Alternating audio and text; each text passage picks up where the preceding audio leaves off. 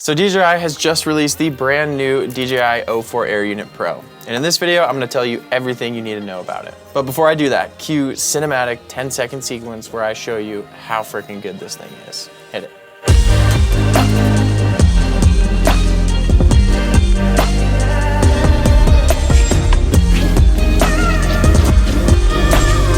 So I've spent the last few months shooting and testing out the new O4 Air Unit Pro, and in my opinion, it is a huge game changer for FPV, especially for sub 250 gram drones, but also bigger 5-inch drones or long range ones. Make sure you guys watch this entire video because odds are I'll probably answer all of your questions throughout. And at the end, I'll cover my top picks for pre-built O4 drones that you can just buy and get in the air right away. All right, so let's start off talking about the technical specifications. And basically what you're getting here is a modified version of what's inside the DJI Avata 2. It weighs 30.8 grams, which is about 10 grams lighter than what was on the O3. The screws are in the exact same position, so as far as installation goes, you can just super easily plug and play. It supports Betaflight and iNav, so when you are setting it up on the computer, it's really simple as well. And as far as transmission goes, it is a huge improvement. It actually comes with 2 antennas straight from the factory. The range on the O3 was 10 kilometers, but they bumped it up to 15 kilometers on this version, which is a huge improvement. The better connection is also going to help you in situations where you're like, let's say flying through a forest or flying through a building, just not lose connection when there's stuff in between you and the drone. The camera module is also super easily replaceable, so if you just absolutely tank your drone into like a rock outcropping or something and the camera breaks, you can just swap it out. To save space on this thing, they downgraded the internal storage from 20 gigabytes to 4 gigabytes.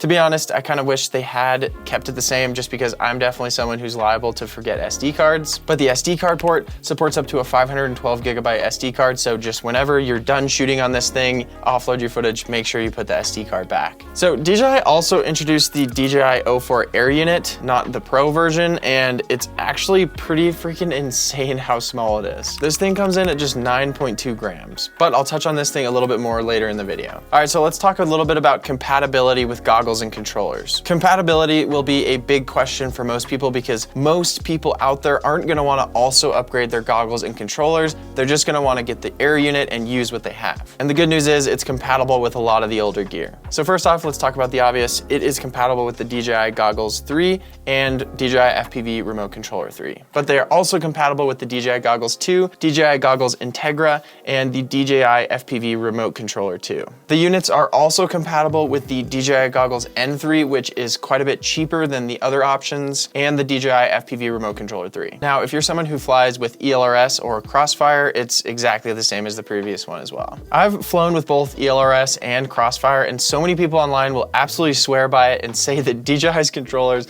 are just absolute junk, but honestly, that's just not the case. I've been flying FPV for about 6 years now, and issues are super, super rare, and they happen with all of those different systems. So I choose to fly with the DJI remote controllers just because it is super reliable and really easy to set up and link everything together. With this new Air Unit, they have introduced racing mode, which is basically just an insanely low latency flight mode. You can drop the latency down to 15 milliseconds and stream 1080p 100 frames per second when you're using the Goggles 3.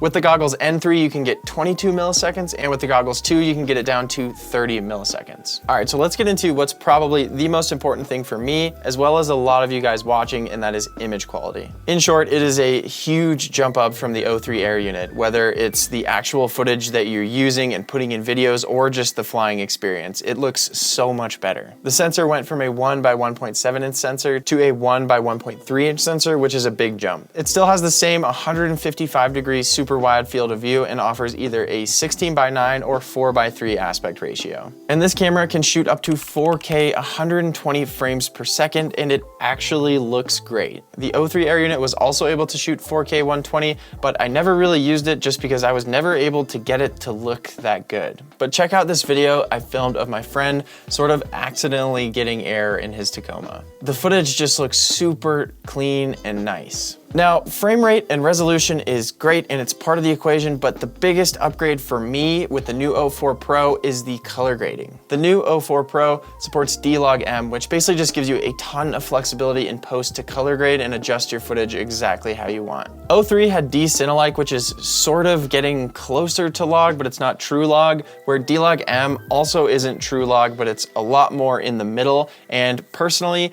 Even if I have DJI drones that have a proper log profile, I'm usually shooting in D-Log-M just because it's so much easier to color grade. By the way, all the footage you're seeing right now is color graded with my LUT pack, which is specifically built for drone footage and just gives your footage that cinematic look. So if you do want to check that out and just color grade your footage exactly like you see here on this channel, I'll leave a link down in the description below. But in short, the O4 Pro is the first time where I've ever actually felt like there are situations where I don't think I would need an action camera on top of my drone. This is especially exciting for people who are flying sub 250 gram drones, because if they don't have to put an action camera on top, even if it's a naked action camera, it's going to save them a ton of weight. For me, I'm probably still going to fly with a GoPro 13 on top of there, just because it's really nice to have separate feeds for the one you're flying versus the one you're filming on, just because you can shoot at a higher frame rate, so there's lower latency, and if you're going in and out of the sun and shadows, the camera that you're flying on will automatically adjust, so it just makes it easier to fly. But if I'm in a pinch or I want to shoot slow-mo on O4 and 5.3K 30 on my GoPro, I can do that too.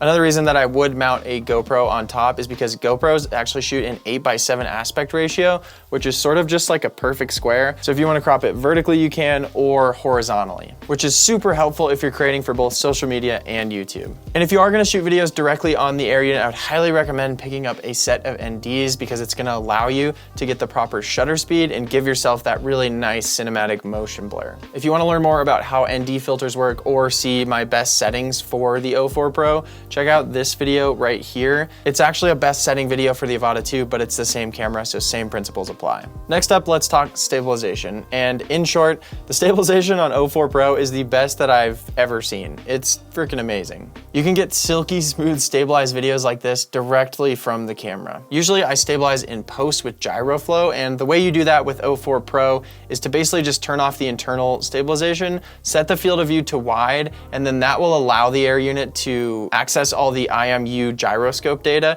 So then you just take the file, import it into an app on your computer called GyroFlow, and it'll make it really smooth. It's a really long process, so I would way rather shoot with the internal stabilization.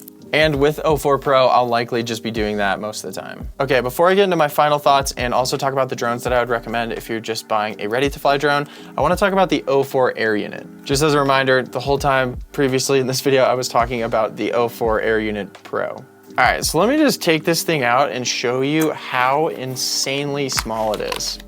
This is with the camera and everything. It is the tiniest little thing imaginable. I literally don't think they could make it any smaller if they tried. So I haven't installed this onto any of my drones yet, but here's a quick overview of the specs. So range on this thing is 10 kilometers. It can shoot up to 4K 60. It supports racing mode and has the same stabilization options as O4 Pro. What is different about it is it doesn't have an SD card slot, so it actually has 25 gigabytes of internal storage. Now, this thing is way smaller, so obviously the video quality and the feed that you actually see when you're flying is gonna be significantly worse. And at least for me, the video that you're gonna be getting out of this thing is definitely not good enough to have in videos. But the truth is, this thing is built for drones that are 2.5 inches and smaller. So think sub 250 gram drones. And because it's so much lighter, it's gonna really help pilots building those drones meet the weight requirements or use bigger batteries to get better flight times. When you're building drones that small, every single gram counts, and this thing saves you a ton. If you're flying a bigger drone than that, I would still probably recommend getting the O4 Pro, just because the weight for a drone like that isn't gonna make that big of a difference. Either way, I'm super pumped to see DJI coming out with an option like this, and I think a bunch of people are going to be interested in buying them. All right, so let's get into final thoughts as well as talking about the actual drones that I have been flying and filming on. So this right here is the Cineflow 5, which is iFlight's 5-inch O4 drone, and then this is the Cine LR7.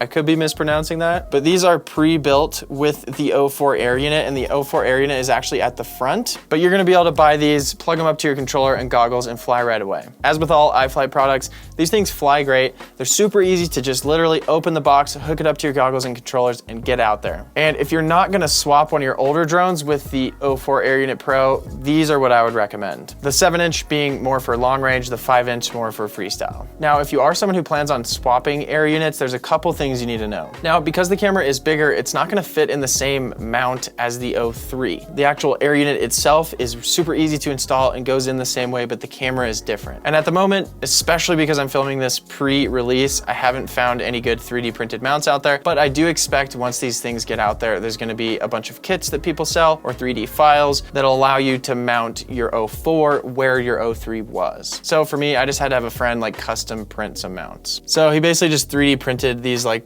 plastic parts and they worked out pretty well before I got the iFlight drones that were pre-built. Overall, O4 and O4 Pro are a huge jump in the world of FPV. The range is a massive improvement, which I am super stoked about because my favorite thing at the moment is flying long range. I just love showing up to a mountain and just getting to explore and fly as far out as I possibly can. And I'm definitely gonna be swapping all of my old long range drones with the O4. I'm also so stoked about the camera because there's finally situations where I just wouldn't feel like I need to put an action camera on top of my drone. And if you're a new pilot and you're looking to save some money, O4 is a great option because it would actually save you money in the long run, because if you didn't want to buy an action camera, you can get great footage straight out of the air unit. So you don't have to spend 300 bucks on an action camera. But overall, I'd love to know what you guys think about this new air unit, and any thoughts or questions that I didn't get to, just leave them in the comments down below. And if you are interested in purchasing any of the products that I talked about, whether it's the O4 air units or the pre-built drones that I talked about, there's affiliate links down in the description below that if you use those, I just get a really small kickback and it just helps me make more videos like this. So I'd really appreciate it. Link to my LUT pack is also in the description down below. Thank you guys for watching this video. And if you liked this video, I know you're gonna really like this video. Thanks for watching. See you on the next one.